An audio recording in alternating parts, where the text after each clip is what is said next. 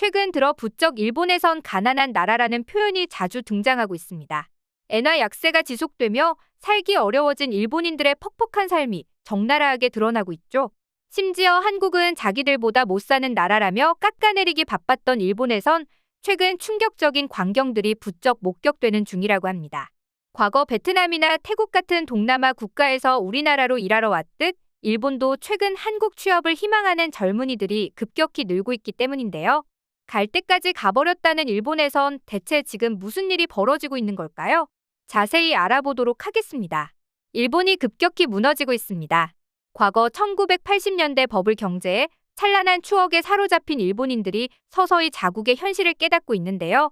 최근 일본을 대표하는 자동차 기업 혼다와 닛산이 합병을 선언했다는 소식에 많은 일본인들이 적잖은 충격을 받았습니다.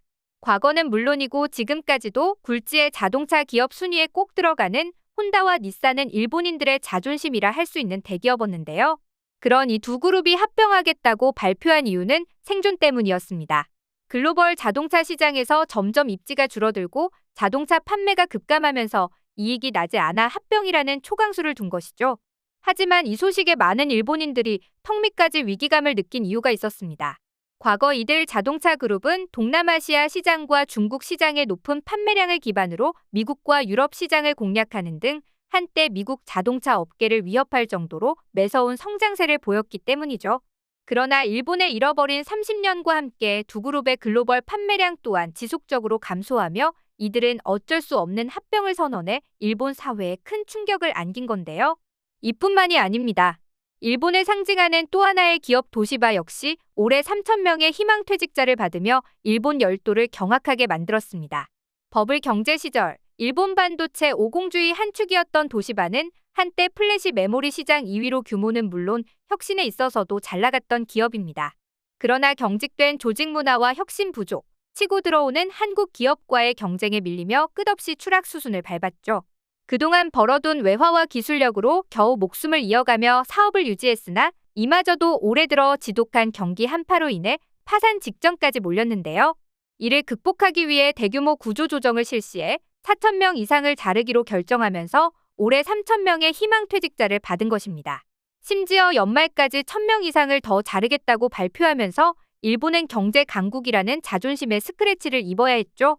심지어 2025년에는 일본이 GDP 세계 순위 4위에서 5위로 떨어질 수 있다는 예측까지 나오며 일본인들의 수심이 깊어지고 있는데요. 실제로 MF의 경제 보고서에 따르면 2025년 인도 GDP가 4조 3,389억 달러에 이를 전망이라고 합니다.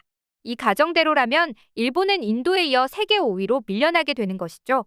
한때 미국을 뛰어넘어 세계 1위를 넘보던 일본이 중국에 밀리고 독일에 밀리는 것뿐만 아니라 인도에도 밀리는 처지가 된 건데요.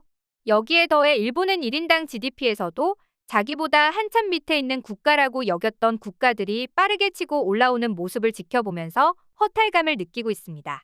가장 대표적인 것이 한국입니다. 한국은 2022년부터 1인당 GDP에서 일본을 앞지르고 있죠.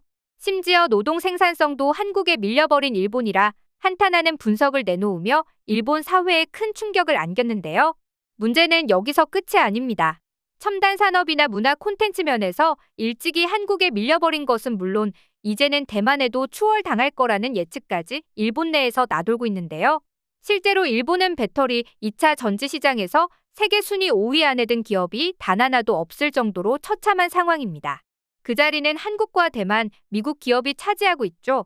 하지만 이런 현실에도 일본은 과거의 영광에만 심취한 채 현재를 제대로 직시하지 않은 이들이 많았습니다. 여전히 일본보다 한국이 아래라는 억지 주장을 펼치며 한국에 대한 끊임없는 조롱을 일삼았죠. 특히 2023년 한국의 외환 위기가 찾아올 것이라는 뉴스가 등장하자 일본인들은 이때다 싶어 한국을 물어뜯기 시작했는데요. 실제로 당시 곧 닥쳐올 한국의 외환 위기는 일제강점기 시절 다음으로 굴욕적인 기억이 될 것이라는 일본 기자의 칼럼이 실리자 일본 네티즌들은 일제히 한국을 비난하고 나섰습니다. 일본에 감사하지 않은 한국은 땅바닥까지 떨어지는 것을 경험하는 게 좋다. 한국에는 희망이 없고 자살률은 더욱 치솟을 것이며 출산율은 지금보다도 더 바닥으로 떨어질 것. 한국에게 남은 최후의 수단은 급격한 인구 억제로 사람 숫자를 없애는 거라는 조롱 섞인 댓글들만 봐도 알 수 있죠. 심지어 일본인들은 이때 당시 인터넷을 강타했던 IMF라는 밈을 활용해 한국은 IMF예요라고 말하며 IMF 구제금융을 또 받을 것이라며 선 넘는 조롱까지 일삼았는데요. 경제 상황만이 아니라 문화적인 부분에 있어서도 끊임없이 한국을 헐뜯었습니다. BTS와 블랙핑크를 겨냥해 국책 사업을 운운하며 한국 문화를 폄하하는 것은 물론이고 BTS 리더 RM의 합성 영상을 제작해 이를 조롱하기도 했습니다. 다케시마는 한국 땅이라는 노래를 RM이 부르는 것처럼 영상을 조작해 SNS에 퍼뜨린 것이죠. 어떻게 해서라도 한국을 깎아내리며 자신의 자존감을 채우는 행동을 일삼던 일본인들이었는데요. 그러나 최근 이런 일본인들의 입을 다물게 하는 소식이 전해졌습니다. 바로 일본인들이 한국으로 일을 하러 간다는 소식이 발표됐기 때문이죠. 과거 일본이 잘 나갔을 시절 수많은 외국인 노동자들이 일본에 돈 벌러 갔던 때가 있었습니다.